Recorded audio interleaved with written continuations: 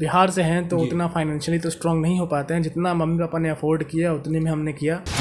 और सबसे बड़ी चीज़ ये है कि ये कमरा मैटर नहीं करता, आपकी लगन मैटर करती है ना। क्या आपको चाहिए कि आपके पास एक गाइडेंस होना चाहिए जो आपको गाइड करे।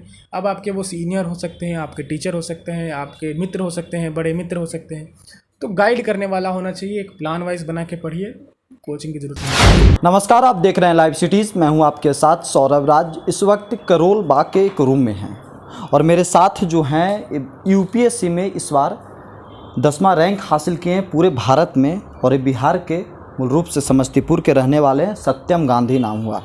आपको बधाई, पहले आपने यूपीएससी क्रैक किया इस बार। जी जी, बहुत बहुत धन्यवाद। शुरुआत करते हैं समस्तीपुर से। जी, समस्तीपुर से दिल्ली आए, काफ़ी दूरी है बिहार और दिल्ली के बीच में। क्या दूरियां नज़र आई दोनों के बीच में?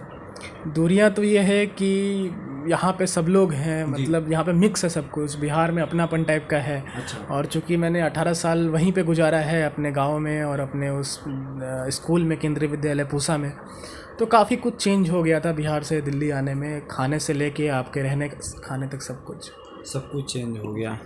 इसी कमरे में आपने पढ़ाई की, यूपीएससी की तैयारी यहीं आपने की? जी जी, यहीं पे मैंने 2.5 साल बिताया है, जिसमें से मैंने 1.5 साल पूरे प्रिपरेशन को दिए हैं और बाकी 1 साल तो एग्ज़ामिनेशन का प्रोसेस ही होता है। देखिए, एक छोटे से कमरे में रह कर के इतनी बड़ी तैयारी करना कितना अलग होता है, और कैसे तैयारी एक छोटे से कमरे में आप लोग की, आप जैसे लोग?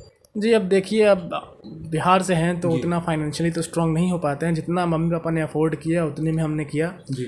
और सबसे बड़ी चीज़ ये है कि ये कमरा मैटर नहीं करता, आपकी लगन मैटर करती है ना। कि आप कमरा मैटर नहीं करता, चाहे छोटी हो बड़ी हो। बहुत बार हवेली में रहने वाले लोग भी नहीं क्लियर कर पाते हैं और एक छोटे रूम में रहने वाले क्लियर पाते, तो वो मैटर नहीं करता। आप लगन लगा के 8 से 10 घंटे मेहनत करिए, प्लान वाइज बढ़िए, ज़रूर सफल होंगे। देखिए कि एक छोटा सा कमरा है और यहीं पे सत्यम पढ़ाई करते थे। देखिए कि लग रहा है बैचलर का रूम है। जी बिल्कुल, अभी तो बैचलर लाइफ ही है। मतलब झाड़ू के भी रूम में आप मारे हैं कि नहीं? जी, मेरा ऐसा अभी थोड़ा रूम काफ़ी गंदा लग रहा है, परंतु मुझे साफ़ सफाई में रहना पसंद है, तो झाड़ू वाड़ू तो जरूर मारते हैं। झाड़ू ऐसे मारते हैं। दिल्ली आकर के करोल बाग में रहना, यूपीएससी की तैयारी करना कितना समय मांगता है कि यूपीएससी?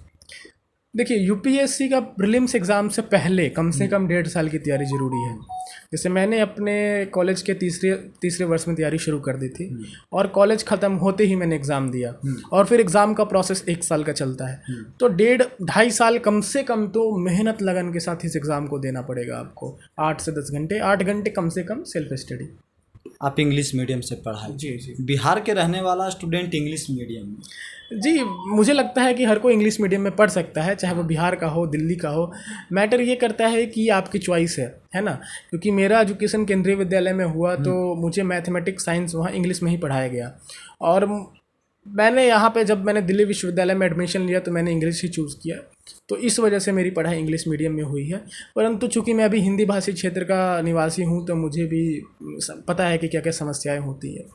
यहाँ खाना खुद बनाते थे रूम में, या मेस, या बाहर से खाना? जी, जब हम द्वितीय वर्ष में थे तब यहाँ नहीं, लाजपत नगर में रहते थे, तो उस टाइम खुद से गैस सिलेंडर वहाँ रखा है, तो उसमें खुद से खाना बनाते थे।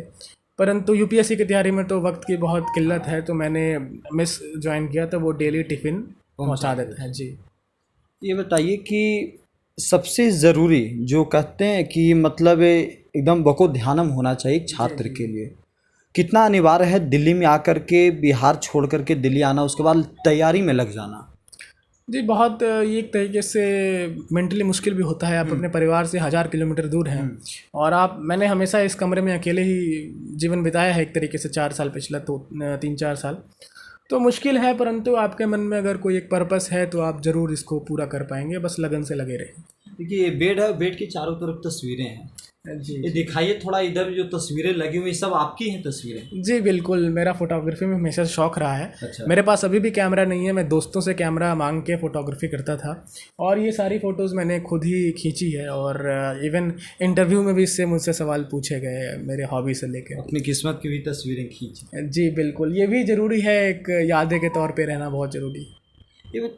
यूपीएससी का एक नॉर्मल स्टूडेंट रहना, क्वालिफाई कर जाना, दोनों में क्या फ़र्क है?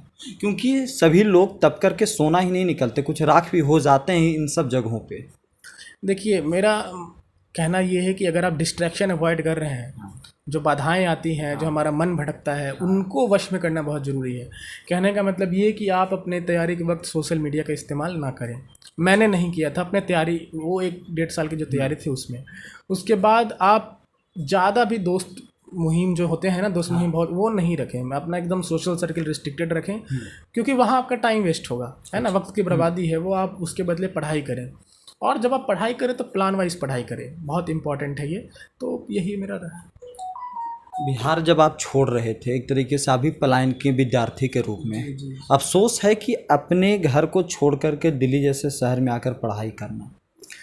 जी, मिक्स्ड फीलिंग है। अफसोस तो ज़रूर होता है कि बिहार मुझे छोड़ना पड़ा। जब मैं घर छोड़ रहा था अपने, तो मेरी मम्मी भी काफ़ी भावुक हो गई थी कि अब तो बेटा निकल गया, अब पता नहीं कब आएगा। क्योंकि एक बार जब आप घर से निकल जाते हो बाहर पढ़ने, तो फिर जॉब लग जाती है, तो फिर आप वहीं रह जाते हो। तो ये चीज़ें होती है, बिहार के हर युवक को यह सामना करना पड़ता है। और अच्छी बातें भी होती हैं, दिल्ली में आके बहुत सारी आपको अपॉर्चुनिटी मिलती है। मैं तो दिल्ली विश्वविद्यालय का हमेशा आभारी रहूँगा कि उन्होंने एक ऐसा प्लेटफॉर्म मुझे दिया जिससे मैंने अपने व्यक्तित्व में काफ़ी परिवर्तन किया।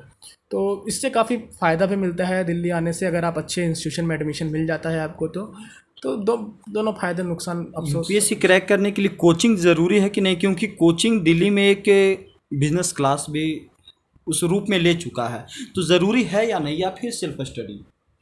जी, मेरा मानना है कि कोचिंग बिल्कुल इसके लिए कहते हैं कि ज़रूरी ही है, बिना कोचिंग के निकलता नहीं है। नहीं, ऐसा नहीं है। बिना कोचिंग के सेल्फ स्टडी वाले हर साल बच्चे निकलते हैं यूपीएससी में। क्या आपको चाहिए कि आपके पास एक गाइडेंस होना चाहिए जो आपको गाइड करे। अब आपके वो सीनियर हो सकते हैं, आपके टीचर हो सकते हैं, आपके मित्र हो सकते हैं, बड़े मित्र हो सकते हैं। तो गाइड करने वाला होना चाहिए। एक प्लान वाइज बना के पढ़िए, कोचिंग की ज़रूरत नहीं पड़े। रिजल्ट आया, आपका 10th रैंक रहा पूरे इंडिया में, घर वालों का रिएक्शन क्या था? मम्मी का खास? बहुत खुश थे वो लोग, क्योंकि उनका भी सपना था, मेरा भी सपना था, दादाजी का भी सपना था कि उनके ख़ानदान से कोई कलेक्टर बने। बिहार में होता है ना कलेक्टर, कप्तान साहब।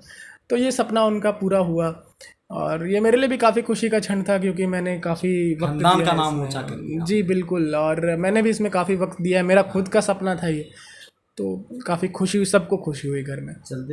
चलते चलते छोटा सा सवाल ये है कि बिहार कई टॉपर्स देते हैं, हर साल देते हैं, और इतिहास रहा है बिहारियों का, लेकिन उन टॉपरों ने बिहार को आज तक कुछ दिया नहीं है, ऐसा कहा जाता। आप क्या दीजिएगा?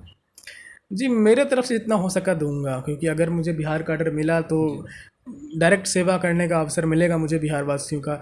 जो उनकी उम्मीदें रहती हैं प्रशासन से, जो उनकी उम्मीदें रहती हैं सामाजिक न्याय से, जो उनकी उम्मीदें रहती हैं कि हमें रोज़गार का अवसर मिलेगा, मैं पूरी तौर पे कोशिश करूँगा कि वो उम्मीदों को मैं पूरा कर सकूँ।